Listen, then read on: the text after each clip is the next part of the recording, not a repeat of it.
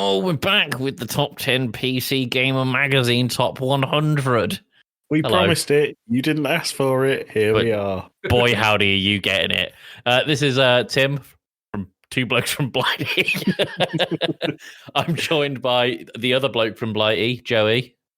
I'm really put off. No one mentioned it, but Alex is drinking his drink from a mouthwash bottle. Yeah, okay, we need to talk about this for a hot second. Apparently, this is just a bit that Alex had been working on for, quote, a couple of weeks, where I guess he thought it'd be funny to drink his drink out of a mouthwash bowl. Who that's for, I'm not sure. So we thought he was mental when he started doing it. What it is, this it's a drink I got from France. It's a menthol syrup that you mix with water.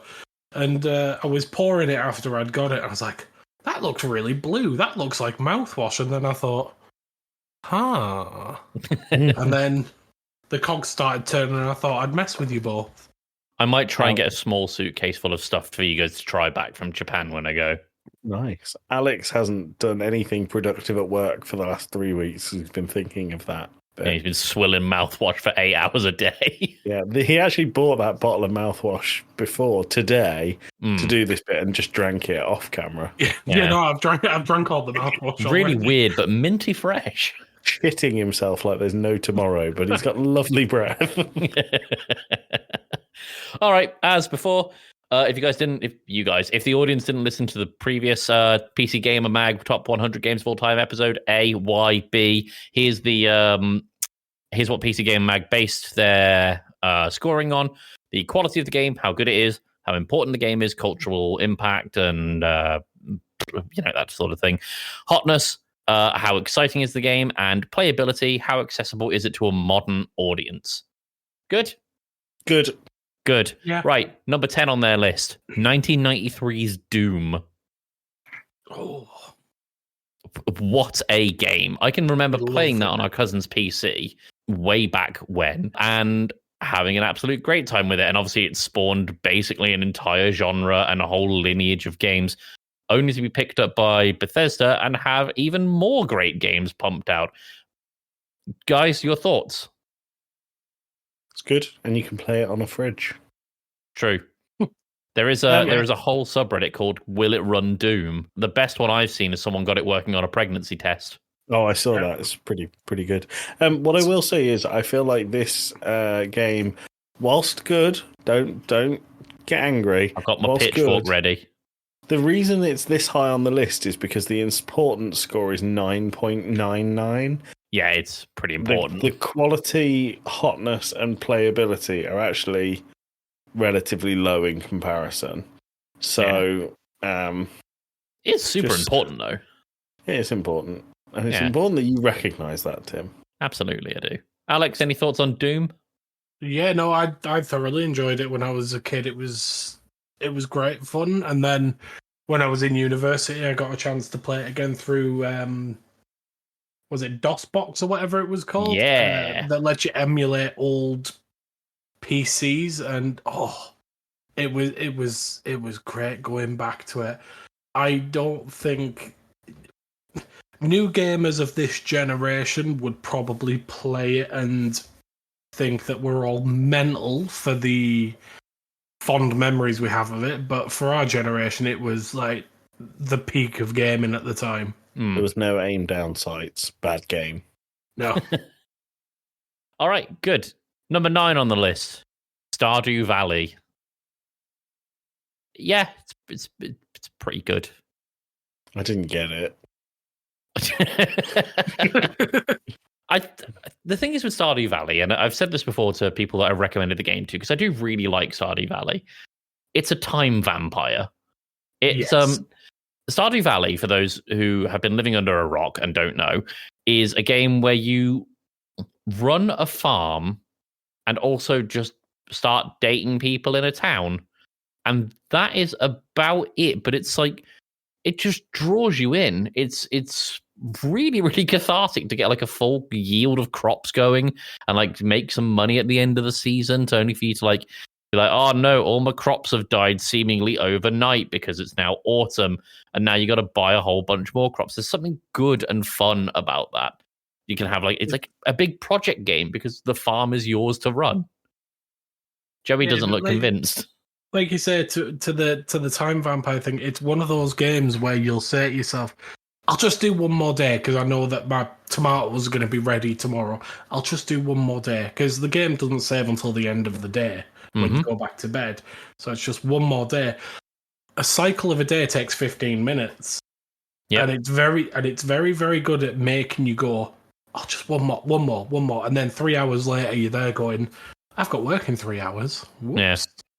I might play Stardew Valley again. I found starting Stardew Valley fresh that you get this farm and it's covered in trees and rocks and you have set amount of stamina. Yeah. And I spent the whole day chopping down 2 trees. Yep. And then I went to bed. And then I spent the next day chopping down 2 more trees. And then I went to bed.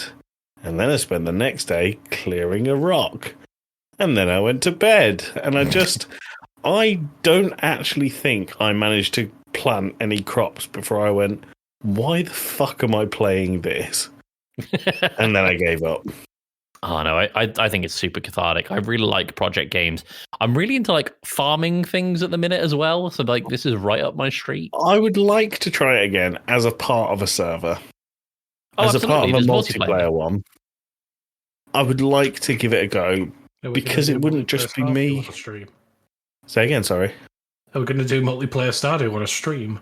Potentially. Once Baldur's Gate's done? I feel like it wouldn't just be me chopping down trees, which would be better than me on my own chopping down trees and then going to bed at 8 in the morning until the next day. That's what I found that it was. So when you said a day cycle is 15 minutes, I thought, is it? Because mine were about from 4. Wake up to fall asleep. Mine were about a minute and a half. Right. So, yeah.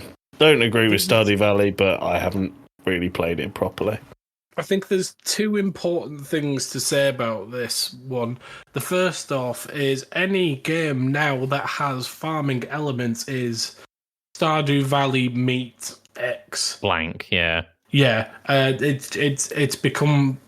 I mean that honor used to go to Harvest Moon, but now it's Stardew Valley.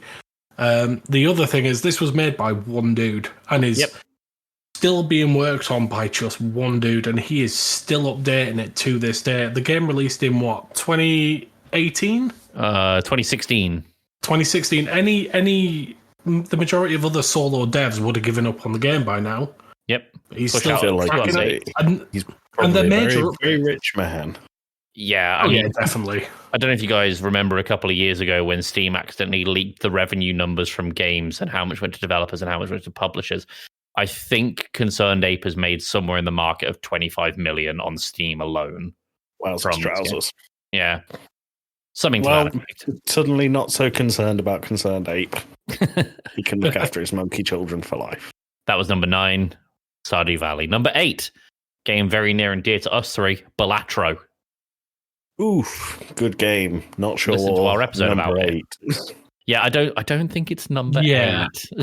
However, game is very, very good, very, very addictive.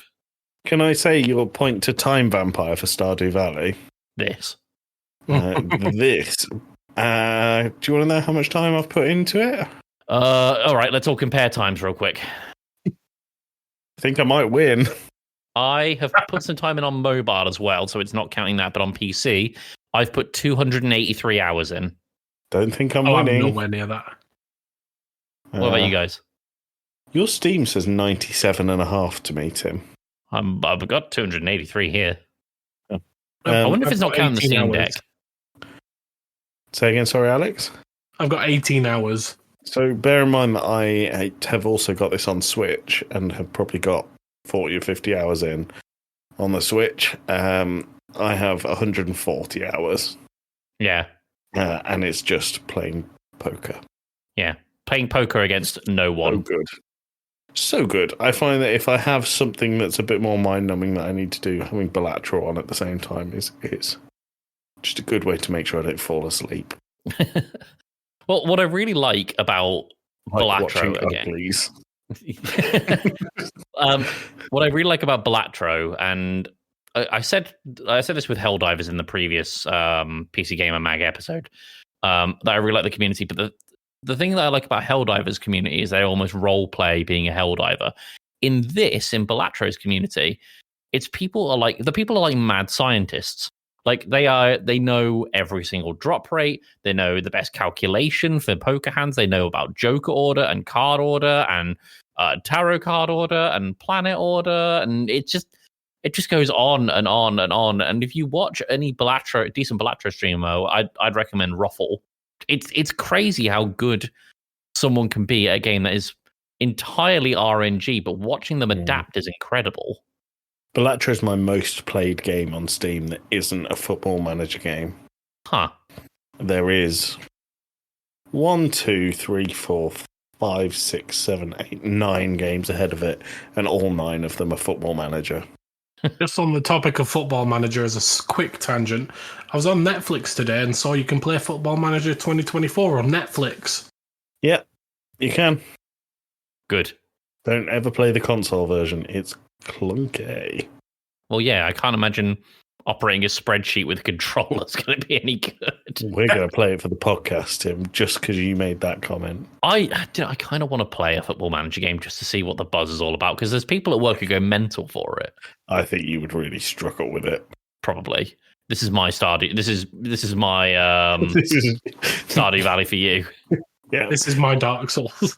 Yeah. This is your maybe we can play games that we think other people will hate, and I could include that in it. Maybe. Yeah. That'd be fun.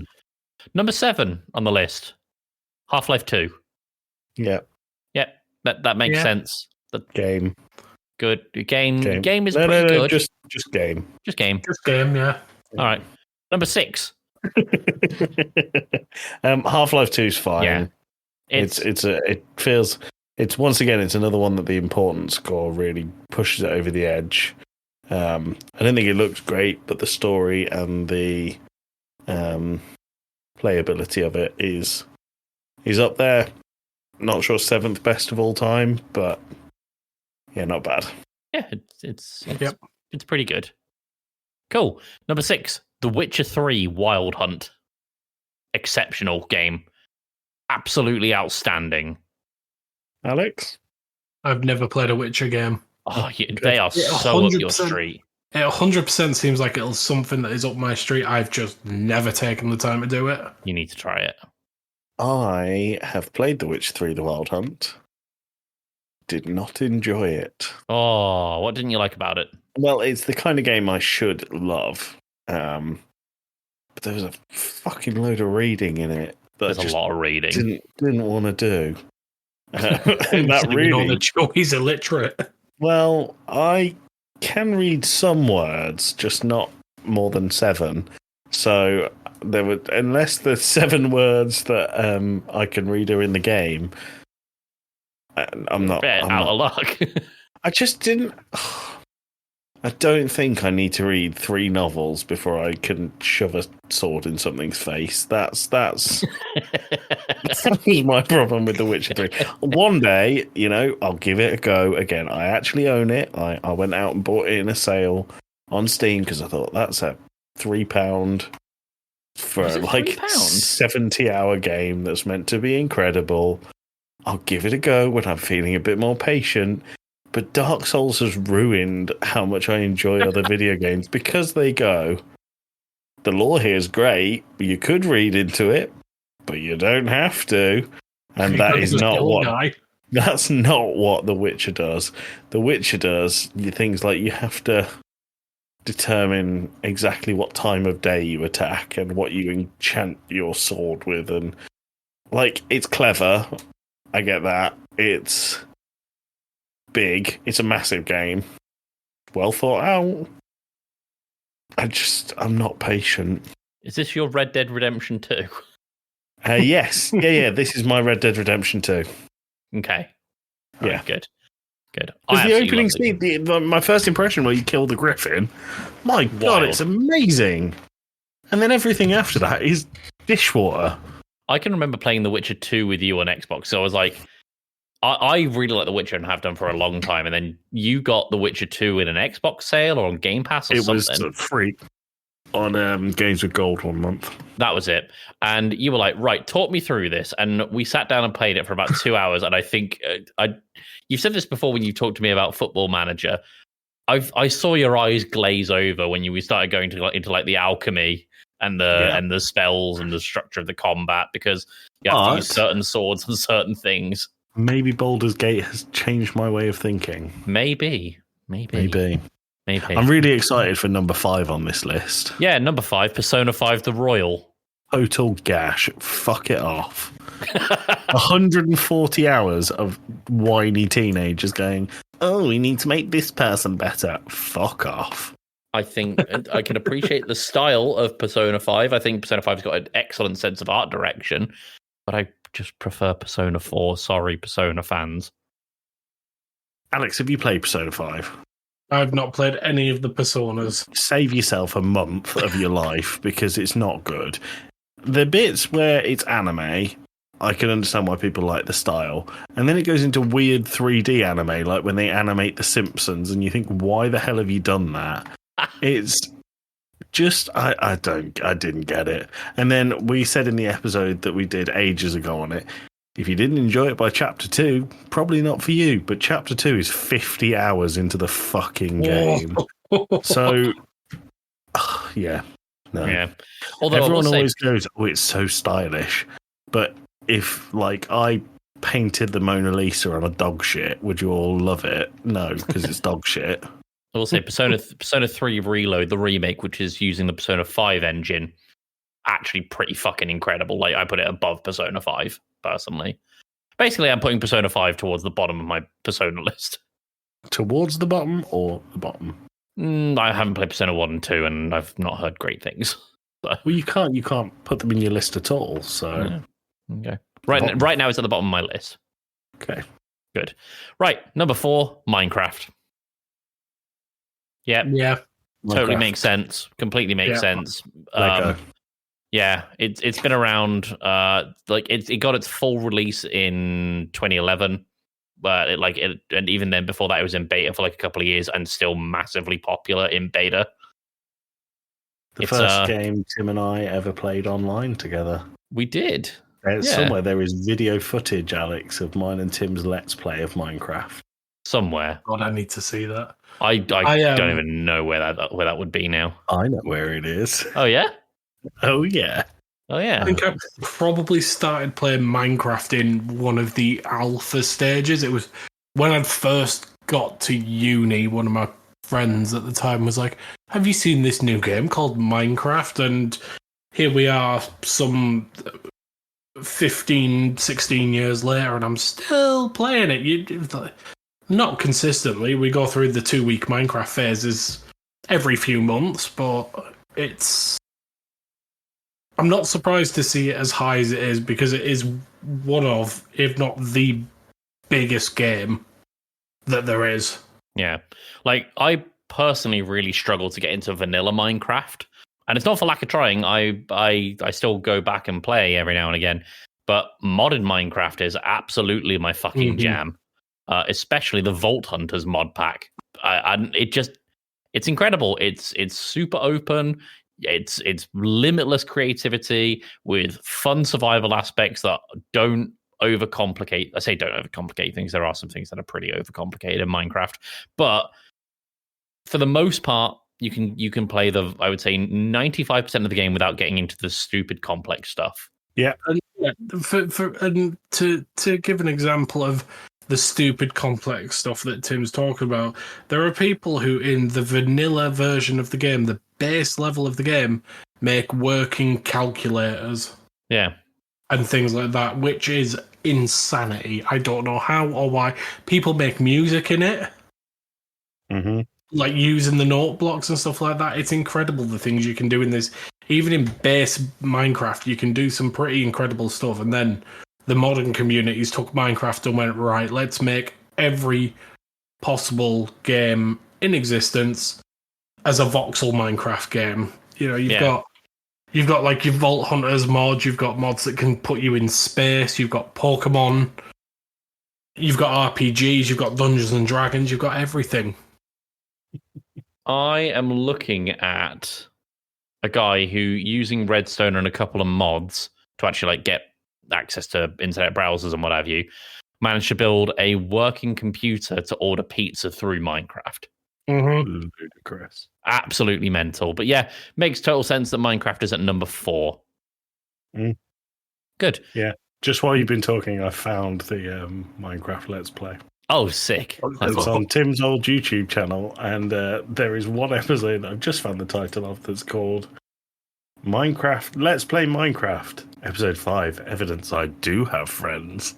And it's your brother. Yeah. Number 3, Elden Ring.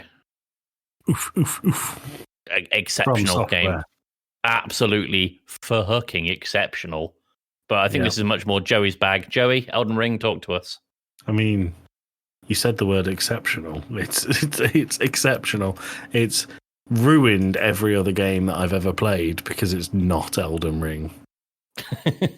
130 or 40 hours in on the Xbox, and I still haven't seen and done everything. It is the only From Software game I've not completed because it's too difficult. Huh. Yeah. I haven't even started the DLC. I haven't even got it yet. Honestly, I haven't started the DLC because I haven't played Elden Ring in so long that I don't know how to play it anymore. And I've heard that the DLC is so intensely difficult that pro Elden Ring streamers quit because they couldn't do it. That's brutal. Yeah. I really want to get to the DLC because there's a monk, I guess, class type you can go for. So you just start doing martial arts on people.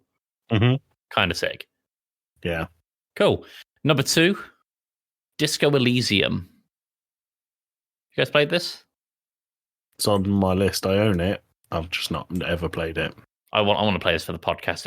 It's incredible. I've played a little bit of it, and the little bit I did play, I thoroughly enjoyed. The writing is incredible in it, but it's definitely something I want to play more. Okay, well, I'm sure we can get to that one in the new year. On the list. I keep wanting to play it, and every time I see it, I have it downloaded. I've had it downloaded for a year, and I think, I really want to do that. But then, when you get a bit like put back by how long you're going to put into a game, and it puts you off starting it. Yeah, that's kind of how I felt about Disco Elysium. Fuck me, sorry, the fireworks going off by me, and I think I might be part dog because every time they go off, I get scared. Well, that brings us to number 1, the greatest game of all time, according to PC Games magazine, Baldur's Gate 3. I completely get it. It might be the greatest game I've ever played. I do feel like it's probably benefited a little bit from the modern rose-tinted glasses that this list is looking through, but it is incredible. I think what this game benefited a lot in terms of getting its cultural impact was people sharing stuff on TikTok, Reddit, and YouTube and what have you. I don't think without that it would have been anywhere near as popular as it is. However, what Larian have showed us with this game is that single player, complete package games without any microtransactions or shitty DLC practices are completely possible while maintaining A, a good budget, and B, not screwing over customer on base game prices. They've absolutely showed up every single AAA developer in the world. Larian are an indie dev, right? Yes, they were when they were developing Baldur's Gate. I don't know if you could call them that anymore. They've said their next game, because obviously Larian make big games, they're also behind the Divinity Original Sin games. They've said after Baldur's Gate 3, their next game release they're aiming for is 2028. There we go. So as of 2024, Larian has 470 employees. Not the biggest developer in the world, then. No, and you've got to think that'll include like people who have nothing to do with games development, Oh yeah, like HR, HR, payroll, yeah, that sort of thing. Joey, I'm really curious as to your thoughts with Baldur's Gate 3, because am I right in thinking when you first tried it, you didn't like it? No, I did like it. I just was so bad at it that I couldn't progress halfway through the first act. I got very stuck in an area that we have covered in our streams of it, and I felt like it was a brick wall that I just couldn't get through. And I thought, I've already put 30 hours in. I think I'm going to leave this here. When we started stream, if you asked me the number one PC game, said Baldur's Gate 3, what do you think? If you asked me this 3 months ago, I would have gone, nah, don't agree at all. After we've been streaming it, and when you have play one with people you know, and two, people that are willing to accept that you don't know what the fuck you're doing, which, thank you very much, gentlemen, and Payne, obviously. It's mind-blowing. I've never been in the position with a game where I'm like, we stop a stream, we say, like, we'll do it in a couple of days, and I've spent those days thinking, what am I going to do in the next stream? What am I going to do in my next play session of Baldur's Gate? And the thing is, it keeps popping up on my TikTok, and I send stuff to Alex, who I know has, like, how many hours in this? Like 200? 231. 231, and he's like, oh, I didn't even know that was a thing. And it's not like specific interactions. There was one where there was a hidden trader, a secret trader, which there are quite a few of in Baldur's Gate, apparently. And I sent that to Alex yesterday. Well, I didn't know there were secret traders. The depth in this game is unbelievable. They've done everything they can to make it feel like an organic video game adaptation of a D&D campaign, because let's face it, in most RPG games, take your Skyrim, Oblivion and all that kind of stuff, most of your quests will come from talking to someone or a quest mod. Baldur's Gate, you can find a book in the Blighted Village. There is a book that is in a haversack behind a bench. And if you get that book, that starts a quest. Mm-hmm. Yeah. It's organic quest finding. I really like amazing. They tie the whole game together. So the game is like a couple of 100 hours in length, right? And I found out later that there's a bit in Act 3 that you can get an advantage on a speech check if you read one of the plaques in the very first area in the Nautiloid. Yeah. I think it's so clever. And it's really, when you say well thought through, there are amazing games that get released that you think this hasn't had the playtesting that you want it to. Baldur's Gate has immense replayability, even though it's a story-based game. Mm-hmm. So the thing that gets me with Baldur's Gate, and Alex obviously mentioned it with like being an organic representation of D&D in a video game format, I can sit down and so on our streams, I've been playing as a warlock, for example. But then I could just be thinking, oh, I'm going to play through Baldur's Gate again, but this time I'm going to do it as a bard and see where that goes. And it's not just like a linear set path of progression for this is the bard playthrough, this is the warlock playthrough, this is the ranger playthrough. You can do subclasses for a start, so you can get different traits from different classes. But what that allows you to do is approach problems in hundreds of different ways. Mm-hmm. Like a mind-blowing amount of problems can be solved, in ways that probably even the developers didn't think of. But the game allows for it. And what's really nice with Larian is, A, they are shit hot on patching things that aren't intended. Yeah. However, what they've achieved this wonderful balance in their patching of not making it where their patches, they'll fix the unintended behavior, but they don't remove the fun of it. And like, if something can be exploited, so for example, I'm going to use Warlock again because that's the class I'm most familiar with.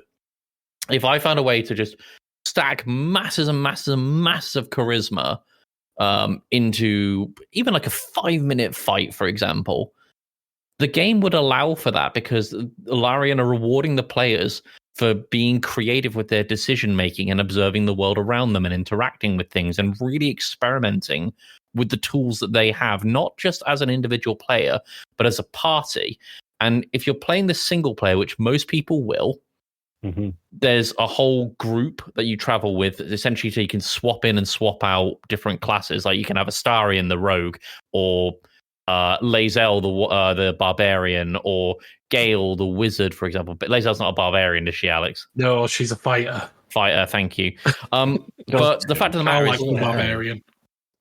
Oh yes, totally right. But the fact of the matter is, you can swap in those party members. So if you'd be like, oh, for this section, I want a rogue on my party because I feel like there's going to be a lot of lock picking and we can get Astarion to do that. Or if you want to play with friends, this game completely supports four-player co-op throughout the entirety of the game. It's not just in specific sections, but you can still experience pretty much the entire story. Yeah, you're probably going to miss out on some of the NPC interactions, but the key story beats, you're still going to get them from that four-player co-op across hundreds of hours. Yeah. Exceptional game. 100% deserves to be at the top of this list, in my opinion. Do you know the other thing that's really cool is I feel like games like this where you sink hundreds of hours in, the thought of going back and doing it again is really, really sometimes difficult. But I found out that Larian's on their roadmap, the next thing is crossplay. Yeah. So being able to play with people PC and console. And the second I did that, I messaged the lovely Dan, listened to Casting Views, and said, "You own Baldur's Gate, don't you?" And he said, "Yeah, but it's too much for me to just take on."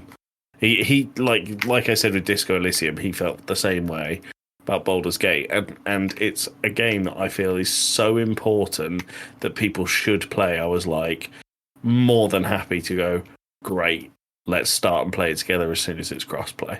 Yeah. Big old fans of Baldur's Gate here. I don't think it's any secret the reason we're doing the Baldur's Gate stream is because we want to do an episode on it. However, that is going to take hundreds of hours to do, and it's probably best suited for the three of us to play it through together. Do you think Payne would want a guest on that episode? Maybe. That'd be fun. I'm just looking at the how long to beat for Baldur's Gate 3. So the main story, they say, is 68.5 hours. The completionist run is 163 hours. I have got 231 hours in this game, and I have not yet beat it because I kept making new playthroughs. Yeah. Get good, Alex. That's what I did. Well, no, what it is. So my first playthrough, I played a paladin because that's what I know in D&D. So I thought, right, let's run with that. And I've got to Act 3, and I think part of it was I didn't want the experience to end, so I made a new playthrough where I played as a ranger or something like that, and then I fell off of it for a bit because Helldivers 2 came out. Sure. And then I went back to it and I did a Dark Urge playthrough. Yeah. And then we started this stream. Yeah, Baldur's Gate's exceptional. Yeah. Unbelievable game. Well, that is the last game on PC Gamer's top 100 games of all time. Guys, anything you'd shuffle around in your immediate thoughts? I think quite a lot of the top 10 would not be my top 10. No. Baldur's Gate I agree. Would definitely be number one. Persona 5 would be burnt before it even started, so can shift that out. Pizza Tower was number 26. Tim, I thought you'd want to mention that. Yeah, I love Pizza Tower because it was 26. Yeah, just shy of the mark. Although, as much as I love Pizza Tower, I don't think it's the 26th best game of all time PC Gamer. No, it's an interesting list. Yeah. Cool. Right. Well, thanks for joining us, everyone. Merry Podmas. We'll be back for another episode of something or other. Joey, anything to say to the audience? Happy Christmas. Happy Christmas, Alex. Merry Chrysler. If you've got people in your life that you love and you need to find them a Christmas present, buy them Baldur's Gate 3. Yep. Do that. You'll never see them again, but do it. All right. Well, thanks so much for joining us, everyone. Joey, if you don't mind getting the jingle, we'll play us out. Bye. Bye. Bye-bye.